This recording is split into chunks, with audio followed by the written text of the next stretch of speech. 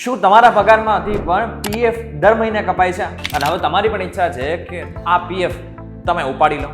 તો હવે સરકાર લાવ્યું છે EPFO 3.0, જેમાં તમે ATM માંથી હવે પીએફ ઉપાડી શકશો. પરંતુ આ કેવી રીતના શક્ય છે અને કેવી રીતના તમે ATM માંથી આ પૈસા ઉપાડી શકશો? જો તમારે જાણવું છે ને તો આજનો આ વિડીયો પૂરો જોઈ લેજો, તમને બધી જ માહિતી મળી જશે.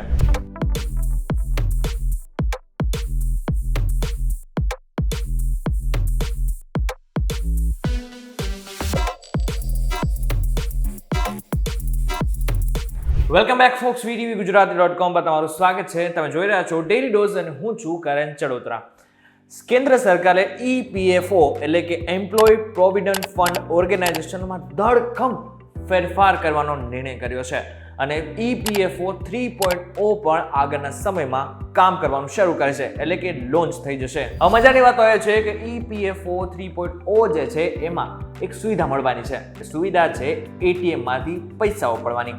હવે સામાન્ય રીતે પીએફના પૈસા આપણે જો ઉપાડવા હોય ને તો ઘણી મહેનત કરવી પડે છે, ઘણા બધા ફોર્મ ભરવા પડે છે, ત્યારે જઈને આપણે પીએફના પૈસા મળે છે. પરંતુ બીજી બાજુ જોવા જાય તો આ જે EPFO 3.0 છે ને એમાં તમે ATM માંથી પીએફના પૈસા ઉપાડી શકશો. જો કે અત્યારે જે આ સિસ્ટમ લાગુ કરવાની વાત કરવામાં આવી રહી છે એ જૂનમાં લાગુ થશે. હવે મજાની વાત તો એ છે કે આ જે રકમ છે ને એ ગમે ત્યારે ઉપાડવા માટે નથી. કટોકટીની સ્થિતિ જ્યારે બનતી હોય અથવા તો તમારી લાઈફમાં કોઈ પણ પ્રકારની ઇમરજન્સી આવતી હોય ત્યારે આ પૈસા ATM માંથી ઉપાડી શકાશે. પરંતુ શું કોઈ પણ બેંકના ATM કાર્ડમાંથી આપણે ATM માં જઈને પૈસા ઉપાડી શકાય છે? તો ના, એવું બિલકુલ નથી. સરકાર તમને એક અલગથી ડેબિટ કાર્ડ જેવું જ એક કાર્ડ આપશે કે જે સિમિલર ડેબિટ કાર્ડ જેવું જ દેખાતું હશે અને તેનો ઉપયોગ કરીને તમે આગળના સમયમાં ATM માંથી પીએફના પૈસા ઉપાડી શકો છો. હવે આ સાથે સમજવા જેવું છે કે EPFO કાર્ડ ડેબિટ કાર્ડ જેવું જ હશે અને EPFO વિથડ્રોવલ કાર્ડ કહેવામાં આવશે. હવે EPFO 3.0 માં ના માત્ર આ જ ફેરફાર થયા છે, પરંતુ આની સાથે હજુ એક ફેરફાર થયા છે કે જે જાણવું જરૂરી છે. અત્યાર સુધી જે દર મહિને તમારા ખાતામાંથી પીએફના પૈસા કપાય છે એ 12% છે, પરંતુ હવે એ સંખ્યા પણ વધવા જઈ રહી છે. એટલે કે તમે જો ઈચ્છો તો તમે તમારા પીએફના એકાઉન્ટમાં 12% કરતાં પણ વધુનો યોગદાન કરી શકો છો. એટલે કે એક પ્રકારનું ઇન્વેસ્ટમેન્ટ 12% કરતાં પણ વધારાનું કરી શકો છો. અત્યારે શું નિયમ છે? અત્યારે એ નિયમ છે કે 12% કરતાં વધારે પીએફ નથી કપાતો. 12%ની લિમિટ છે, પરંતુ હવે આગળના સમયમાં આ લિમિટ પણ જતી રહેવાની છે અને 12% કરતાં વધારે તમે ઇન્વેસ્ટમેન્ટ જો પીએફમાં કરવું હોય તો તમે કરી શકો છો. કેન્દ્ર સરકારે પેન્શન સ્કીમ EPS 95 માં ફેરફાર માટે પ્રસ્તાવ પણ તૈયાર કર્યો છે. આ હેઠળ હાલમાં કર્મચારી તેના મૂળ પગાર, મોંઘવારી ભથ્થા અને જાળવી રાખવાના ભથ્થાના 12% જેટલો ફાળો આપે છે, જેમાંથી 8.33% પગાર પેન્શન ફંડમાં અને 3.67% EPFમાં જાય છે. હવે જે તે કંપનીની વાત કરીએ તો એ પણ પીએફમાં પોતાનો ભાગ આપે છે.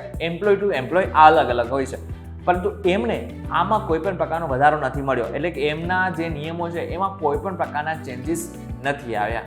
હવે જો પીએફના કેટલાક નિયમોની વાત કરીએ તો એમાંથી એક નિયમ એવો છે, 1 મહિના પછી પીએફ ખાતામાંથી 75% પૈસા ઉપાડી શકે છે. આનાથી તે બેરોજગારી દરમિયાન પોતાની જરૂરિયાતોને પૂરી પણ કરી શકે છે. હવે બાકીના જે 25% વધ્યા ને એ નોકરી છોડ્યાના 2 મહિના પછી ઉપાડી શકાય છે. એટલે આમ જોવા જોઈએ તો અત્યાર સુધી જે પીએફના જેટલા પણ નિયમો હતા એ ઘણા કડક હતા. એમાં થોડુંક હવે ઢીલાશ પણ આપવામાં આવી રહી છે. આ સાથે જ પીએફમાંથી પૈસા ઉપાડવા હોય તો પણ પહેલાં ઘણી મગજમારી થતી હતી, એમાં પણ હવે જૂન મહિના બાદ થોડી રાહત મળવાની શક્યતાઓ છે. આમ તો જો કે EPFO 1, EPFO 2 અને હવે EPFO 3.0 ની જો વાત કરીએ તો ઘણા બધા ચેન્જીસ આવી ચૂક્યા છે. EPFO 2 માં એક મહત્વની વાત એ કરવામાં આવી હતી કે ડિજિટલી આખું EPFO નું પોર્ટલ બનાવવામાં આવ્યું હતું.